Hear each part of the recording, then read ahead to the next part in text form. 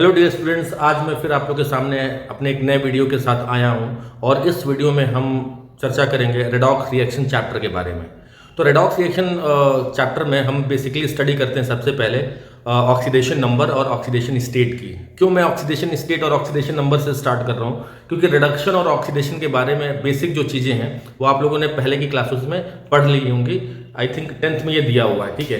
तो हम यहाँ पे बेसिक से स्टार्ट करेंगे और कंपटीशन लेवल तक लेके जाएंगे इस चर्चा को। तो ऑक्सीडेशन स्टेट और ऑक्सीडेशन नंबर में बेसिक डिफरेंस भी मैं आपको बताऊंगा। क्यों? क्योंकि बहुत सारे लोगों के मन में ये गलत फहमी रहती है, कन्फ्यूजन रहती है कि ऑक्सीडेशन स्टेट या ऑक्सीडेशन नंबर एक ही चीज़ है। बट मैं आपको यहाँ पे क्लेरिफाई करूंगा बहुत अच्छे से कि ऑक्सीडेशन नंबर और ऑक्सीडेशन स्टेट में डिफरेंस होता है, ठीक है। हिंदी मीडियम के बच्चों के लिए मैं बता दूं कि ऑक्सीडेशन स्टेट को हिंदी में ऑक्सीकरण अवस्था कहते हैं और ऑक्सीडेशन नंबर को ऑक्सीकरण संख्या कहते हैं। तो चलिए बिना किसी देरी के स्टार्ट करते हैं ऑक्सीडेशन स्टेट और ऑक्सीडेशन नंबर, ठीक है। बट स्टार्ट करने से पहले मैं आप लोग के सामने कुछ बेसिक चीज़ें हैं जो मैं बताना चाहूँगा, क्योंकि इन बेसिक चीज़ों को जानने से आपको ऑक्सीडेशन स्टेट और ऑक्सीडेशन नंबर समझने में बहुत आसानी होगी। जैसे कि इलेक्ट्रोनेगेटिविटी, ठीक है। आपको इलेक्ट्रोनेगेटिविटी के बारे में जानना ही चाहिए।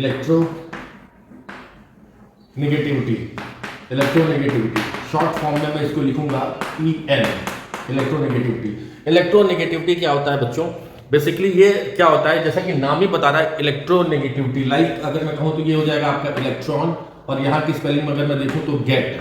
इलेक्ट्रॉन को गेट करने की टेंडेंसी, इलेक्ट्रॉन को पाने की टेंडेंसी, या इलेक्ट्रॉन को अट्रैक्ट करने की टेंडेंसी, या आप ऐसे भी कह सकते हैं इलेक्ट्रॉन को चुराने की टेंडेंसी क्या कहलाती है? इलेक्ट्रोनेगेटिविटी कहलाती है, ठीक है। फिर से मैं रिपीट कर दे रहा हूं, इलेक्ट्रॉन को पाने की टेंडेंसी या इलेक्ट्रॉन को गेट करने की टेंडेंसी या इलेक्ट्रॉन को अट्रैक्ट करने की टेंडेंसी क्या कहलाती है? इलेक्ट्रोनेगेटिविटी कहलाती है, ठीक है। अगर देखा जाए इंग्लिश में तो tendency to attract a shared paired electron. थोड़ा सा और डिटेल मैं यहाँ पे बताना चाहूंगा आपको डिटेल में। जैसे अगर मैं बात करता हूँ HCl की, तो अगर देखा जाए कि इलेक्ट्रॉन जो पेयर है दोनों का अगर यहाँ पे है थोड़ा सा Cl की तरफ अट्रैक्टेड है। क्यों मैं कहूंगा? क्योंकि Cl की इलेक्ट्रोनेगेटिविटी मीन्स क्लोरीन की इलेक्ट्रोनेगेटिविटी आपकी क्या होती है? ज्यादा होती है हाइड्रोजन से। अरे आप ऐसे समझो ना बेटा कि ये हाथी है, ये चींटी है। हाथी अगर चाहेगा तो चींटी का कोई भी चीज खींच करके अपनी तरफ लेके जा सकता है, लेकिन चींटी जो होगी वो हाथी की कोई भी चीज अपनी तरफ खींच के ले नहीं जा सकती है। तो अगर मैं इस शेयर्ड पेयर्ड की बात कर रहा हूँ और ये डिस्टेंस अगर देखा जाए हाइड्रोजन से इस शेयर्ड पेयर्ड इलेक्ट्रॉन की डिस्टेंस अगर A है और क्लोरीन से इस शेयर्ड पेयर्ड इलेक्ट्रॉन की डिस्टेंस B है, तो क्लियर है, आप देख रहे हैं कि शेयर्ड पेयर्ड इलेक्ट्रॉन की डिस्टेंस जो है A, वो इस शेयर्ड पेयर्ड इलेक्ट्रॉन की डिस्टेंस जो है क्लोरीन से B उससे क्या है? ज्यादा है। मींस A की डिस्टेंस B से क्या है? ज्यादा है। क्यों ज्यादा है? क्योंकि ये जो शेयर्ड पेयर्ड इलेक्ट्रॉन है वो क्लोरीन की ज्यादा इलेक्ट्रोनेगेटिविटी होने की वजह से क्लोरीन की तरफ हल्का सा क्या है? अट्रैक्टेड है, शिफ्टेड है, ठीक है। इसलिए अगर डिस्टेंस देखा जाए शेयर्ड पेयर्ड इलेक्ट्रॉन का जो A है हाइड्रोजन से वो ज्यादा होगा, और ये जो डिस्टेंस B है मींस शेयर्ड पेयर्ड इलेक्ट्रॉन की डिस्टेंस क्लोरीन से वो B है वो क्या होगी? कम होगी। क्यों? क्योंकि electronegativity of chlorine is more than electronegativity of hydrogen, ठीक है। ऐसे समझिएगा, ये फिर से मैं बोल रहा हूँ हाथी है, चींटी है, ऑब्वियस सी बात है। हाथी चींटी का कोई भी सामान खींच करके अपनी तरफ लेके चला ही जाएगा, ठीक है। तो यहाँ पर थोड़ा सा और मैं कुछ बेसिक चीजें बताना चाहूंगा। बेसिक चीजें क्या है कि थोड़ा सा इलेक्ट्रोनेगेटिविटी की जो वैल्यूज होती हैं इलेक्ट्रोनेगेटिविटी की, वो मैं आपको याद करने की ट्रिक्स थोड़ा सा शेयर करना चाहूंगा। जैसे अगर मैं हाइड्रोजन की बात करता हूँ, हाइड्रोजन, ठीक है।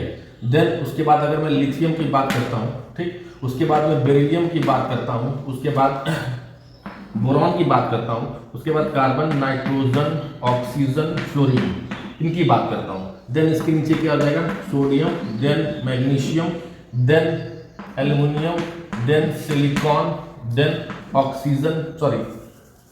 देन फॉस्फोरस, ठीक है, देन सल्फर और देन क्लोरीन, ठीक है। इसकी जो इलेक्ट्रोनेगेटिविटी होती है ये आपको याद करनी पड़ेगी। 2.1 होती है पॉलिंग स्केल पे, एक मेजरिंग स्केल है पॉलिंग स्केल जिस पर हम लोग इलेक्ट्रोनेगेटिविटी का मेजर करते हैं, ठीक है। 2.1 हो जाएगा। फ्लोरीन की इलेक्ट्रोनेगेटिविटी जो होती है बेटा वो 4.0 होती है, क्योंकि ये हमेशा एक डायलॉग मारता है क्या कि इलेक्ट्रोनेगेटिविटी के मामले में तो हम सबके बाप लगते हैं, नाम है फ्लोरीन। शहंशाह वाला फेमस डायलॉग है ना, रिश्ते में तो हम सबके बाप लगते हैं, नाम है शहंशाह। उसी टाइप का ये डायलॉग मारता है कि इलेक्ट्रोनेगेटिविटी के मामले में तो हम सबके बाप लगते हैं, नाम है फ्लोरीन। अब आपको कुछ करना नहीं, इसमें सिर्फ 0.1 माइनस करते जाना है। जैसे 4 में से 0.1 0.5 माइनस करते जाना है। जैसे 4 में से 0.5 माइनस हुआ तो क्या हुआ 3.5, फिर 0.5 माइनस हुआ 3.0, फिर 0.5 माइनस हुआ 2.5, फिर 0.5 माइनस हुआ 2.0, फिर 0.5 माइनस हुआ 1.5, फिर 0.5 माइनस हुआ 1.0 मीन्स 1.0। देखिए कितना आसान है, ठीक है। देन क्लोरीन की अगर मैं बात करता हूँ तो क्लोरीन की इलेक्ट्रोनेगेटिविटी पॉलिंग स्केल पर 3.0 होती है, ठीक है। फिर इसमें से 0.5 माइनस कर देंगे तो 2.5। अब ध्यान दीजिएगा बेटा, यहाँ से यहाँ तक जाने में 0.4 को माइनस 0.5 को माइनस किया, 0.5 को।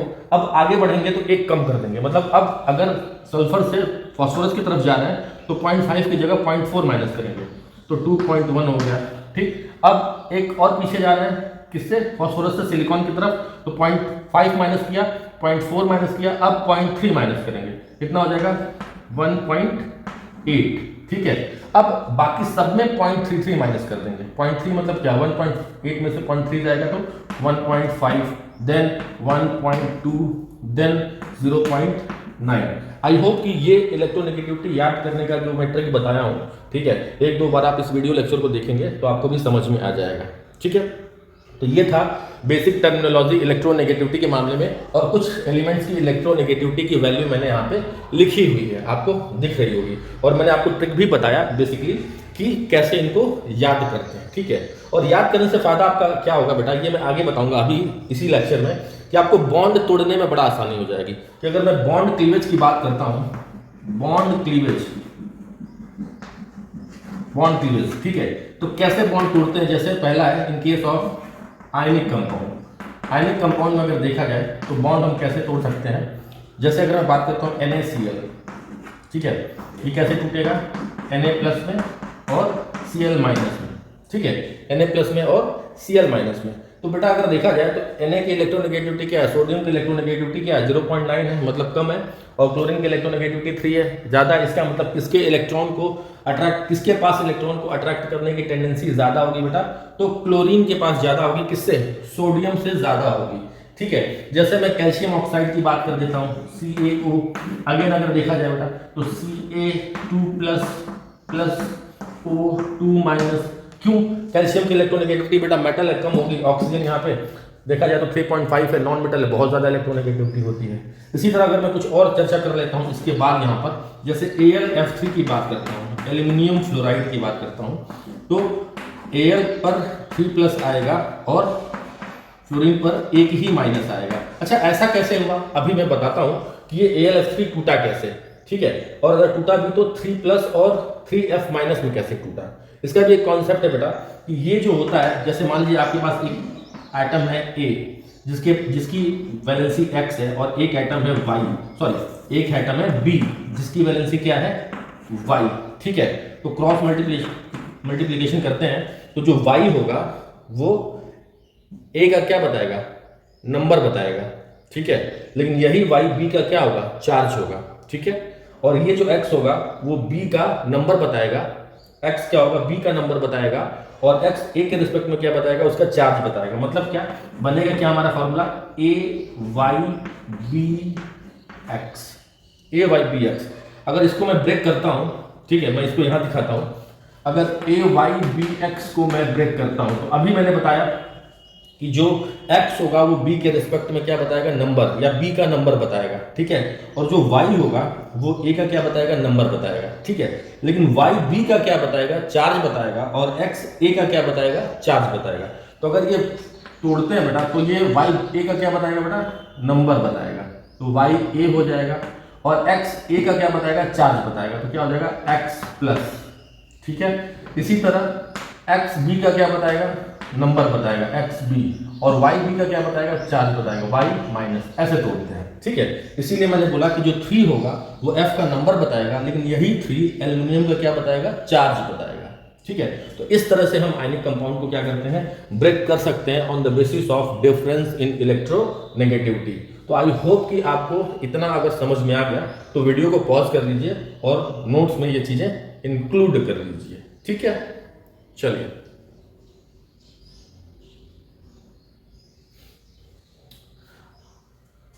मैं इसको मिटा दे रहा हूं क्योंकि आप लोग वीडियो पॉज करके लिख सकते हैं इसको।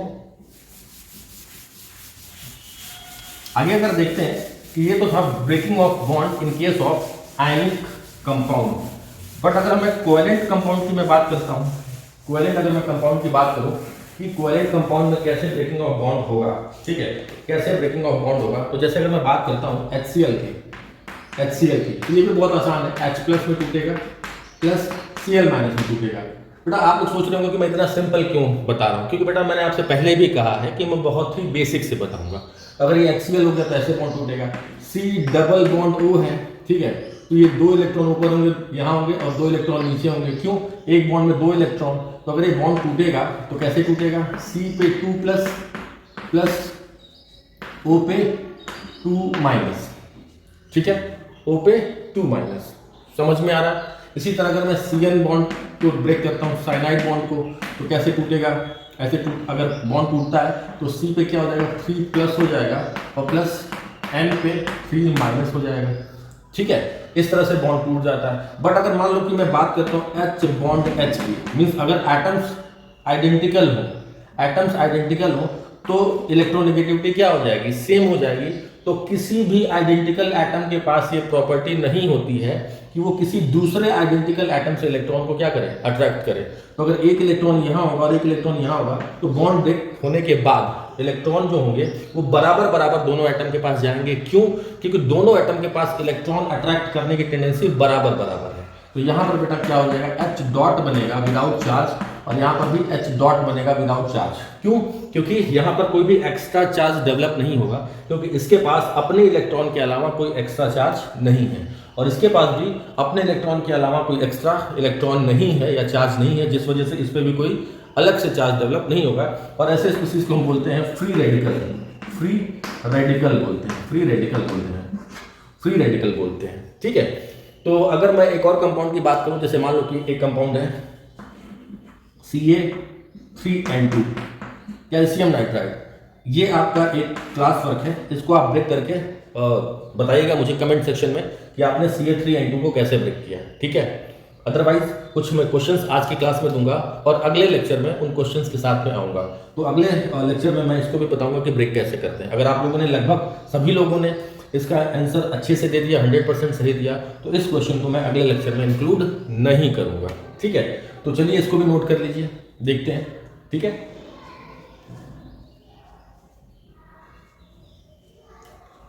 मैं इसको मिटा देता हूं, वीडियो पॉज करके नोट कर लीजिएगा।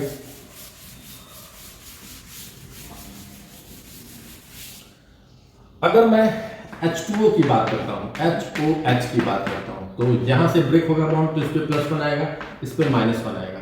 अगेन यहां से ब्रेक होगा बॉन्ड तो इस पे प्लस बनाएगा, और इस पे, या ऐसे कह सकते हैं, इस पे 1 प्लस आएगा और इस पे 1 माइनस आएगा, इस पे भी 1 प्लस आएगा, और अगेन इस पे क्या आएगा, 1 माइनस आएगा। तो अगर मैं हाइड्रोजन पे चार्ज की बात करता हूं तो 1 प्लस और 1 प्लस चार्ज आएगा, ठीक है, 1 प्लस।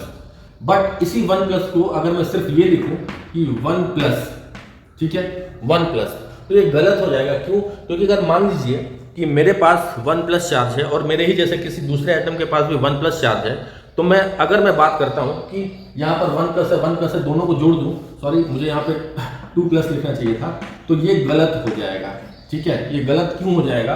क्योंकि ये 1 प्लस या ये 1 प्लस चार्ज हाइड्रोजन एटम पर इंडिविजुअल चार्ज बता रहा है, इंडिविजुअल चार्ज।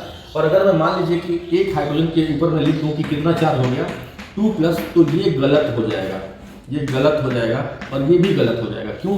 क्योंकि बेटा ये हाइड्रोजन अपना चार्ज रखेगा अपने पास, ये हाइड्रोजन अपना चार्ज रखेगा अपने पास। ऐसा नहीं है कि ये हाइड्रोजन अपना रखेगा और यही हाइड्रोजन इसका भी चार्ज ले लेगा। क्यों? ये तो वही बात हो गई ना कि जो मेरा है वो मेरा है, जो मेरा है वो मेरा है, और जो तेरा है वो भी मेरा है। फिर से क्या बात हुई, मैंने बताया जो मेरा है वो तो मेरा ही है, और जो तेरा है वो भी मेरा है, ऐसा थोड़ा चलेगा भाई, ठीक है। तो यहाँ पर इंडिविजुअल चार्ज हम दिखाएंगे, ठीक है, 1 प्लस 1 प्लस। अगर ऑक्सीजन की बात करते हैं, ऑक्सीजन पे कितना चार्ज होगा, तो 2 माइनस, ठीक है। अगर मैं इसको ऐसे दिखा देता हूँ, क्या, 1 माइनस 1 माइनस, ठीक है, तो ये गलत हो जाएगा। क्यों गलत हो जाएगा? इसलिए कि अगर एक ही एटम पर 2 चार्ज है तो दोनों को हम क्या कर सकते हैं, ऐड कर सकते हैं। लेकिन अगर इंडिविजुअल एटम पे अलग अलग चार्ज हैं तो दोनों चार्जेस को हम ऐड नहीं कर सकते हैं। फिर से सुनिए मैंने क्या बोला, अगर एक एटम पर एक से अधिक चार्ज हैं तो दोनों चार्जेस को मैं क्या कर सकता हूँ, ऐड कर सकता हूँ। लेकिन अगर अलग अलग एटम पर अलग अलग चार्जेस, मतलब क्या कि दोनों के पास अलग अलग चार्जेस हैं, किस सेंस में बेटा, यहाँ पे +1 है, यहाँ पे +1 है, चार्जेस का मैग्नीट्यूड सेम है, ठीक है, बट है तो अलग अलग एटम पे चार्जेस ना, इसलिए अलग अलग एटम पर हम जब चार्जेस देखते हैं तो ऐड नहीं कर सकते हैं, बट इंडिविजुअल एटम पे अगर हम चार्ज देखेंगे तो ऐड कर सकते हैं। ये ध्यान रखिएगा, ठीक है, ये ध्यान रखिएगा। एक और एग्जांपल देख लेते हैं। अगर मैं C डबल बॉन्ड O की बात करता हूँ तो फिर अगर ये बॉन्ड टूटेगा तो इस पे +2, इस पे इस पे 2+ और इस पे 2-, ठीक है। फिर ये बॉन्ड टूटेगा तो इस पे 2+ और इस पे 2-। तो अगर ऑक्सीजन पे देखा जाए तो कितने चार्ज है बेटा, अगर देखा जाए तो -2 है और फिर -2 है। ये बता रहा है कि अलग अलग ऑक्सीजन पे अलग अलग चार्ज है, बट अगर इसको मैं लिख देता हूँ कि -4 ऐड करके तो ये क्या हो जाएगा, गलत हो जाएगा। इसी तरह अगर कार्बन पे मैं लिखता हूँ, कार्बन पे तो सीधे सीधे मैं क्या लिखूंगा, 4+ चार्ज है,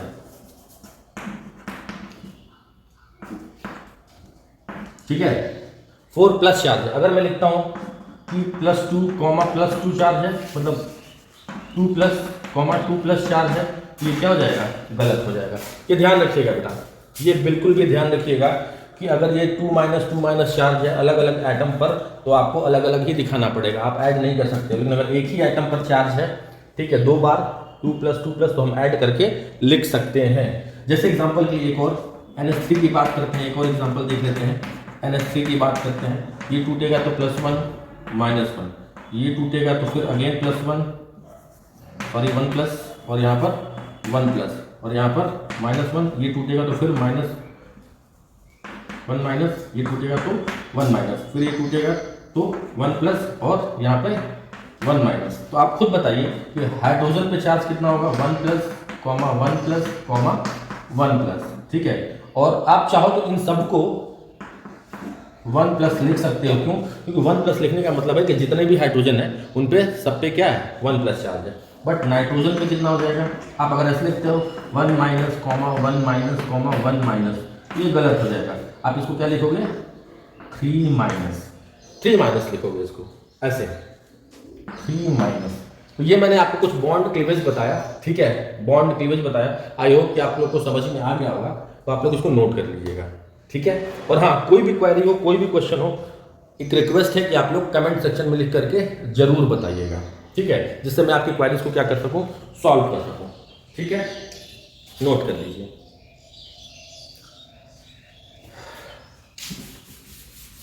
अगर मैं H2SO4 की बात करता हूं, चलिए H2SO4 की भी बात करते हैं।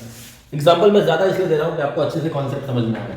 H2SO4 का स्ट्रक्चर अगर आपने केमिकल बॉन्डिंग पढ़ा होगा तो इस तरह से होता है कुछ, ठीक है। तो अगर ये बॉन्ड टूटेगा तो +1, 1+, फिर ये बॉन्ड टूटेगा तो 1-, 1+, फिर ये बॉन्ड टूटेगा 2-, 2+, फिर ये बॉन्ड टूटेगा 2-, 2+, फिर ये बॉन्ड टूटेगा 1+, 1-, फिर ये बॉन्ड टूटेगा 1+, 1-। तो हाइड्रोजन पे चार्ज कितना होगा, 1+, 1+, या मैं इसको सिर्फ और करके 1+ लिख सकता हूँ। मतलब 1+ का मतलब फिर मैं बता रहा हूँ कि हर हाइड्रोजन पे कितना चार्ज होगा, 1+ होगा। आप अलग अलग लिखो या एक साथ लिख दो। ऑक्सीजन पे क्या लिखेंगे बेटा, -1 कितना हो गया, -2, मतलब 2- और कॉमा 1-, कितना हो जाएगा, 2- हो जाएगा, ठीक है, टोटल। या किसी को कॉमा करके 2- भी लिख सकते हैं इंडिविजुअल, ठीक है, और करके, और करके, क्योंकि हर एक ऑक्सीजन पे 2- चार्ज है। सिमिलरली सल्फर की बात करते हैं तो क्या लिखेंगे, 2+, 4+, 1+, 5+ और प्लस 1+ कितना हो गया, 6+ चार्ज है, 6+ चार्ज है, ठीक है, ये ध्यान रखिएगा, 6 पॉजिटिव चार्ज है, ठीक है। तो इस तरह से हम बॉन्ड को ब्रेक करके चार्जेस निकाल सकते हैं, ठीक है। अभी तो था ये बेसिक, अभी तक जो भी मैंने पढ़ाया वो बेसिक कॉन्सेप्ट पढ़ाया। इसके बाद मैं पढ़ाऊंगा आपको क्या, ऑक्सीडेशन स्टेट और ऑक्सीडेशन नंबर। अब यहाँ से स्टार्ट होगा ऑक्सीकरण संख्या और ऑक्सीकरण अवस्था, ठीक है। तो इसको भी नोट कर लीजिए। कुछ एग्जांपल्स मैं और देना चाहूँगा, आप इसको मतलब देख लीजिएगा। जैसे CH4 की बात कर रहा हूँ, उसको ब्रेक करिएगा, ठीक है। CH4 की बात अगर मैं बात करता हूँ, जैसे कि HNO3 की बात मैं कर लेता हूँ, चलिए HNO3 को ब्रेक करके देखिएगा कैसे ब्रेक हो रहा है ये, ठीक है। इसके बाद मैं बात करूँगा H2CO3 की, इसको ब्रेक करके देख लीजिएगा, ठीक है। अगर इसके अलावा अगर मैं बात करता हूँ तो मैं, चलिए एक और एग्जांपल देख लेते हैं, K2SO4 को ब्रेक करके देखिएगा। K2SO4 में अगर देखा जाए तो K2SO4 ना करके मैं, चलिए दूसरा कुछ देख लेता हूँ, ठीक है। फिलहाल इन तीन को ही करिएगा, कोई इशू नहीं, ठीक है। एग्जाम्पल तो बहुत सारे हैं बट ज़्यादा एग्जाम्पल देना नहीं चाहता मैं, नोट कर लीजिएगा इसको, ठीक है। और इसको ब्रेक करके जरूर कमेंट सेक्शन में बताइएगा कि चार्जेस कितना आया, ठीक है। Thank you.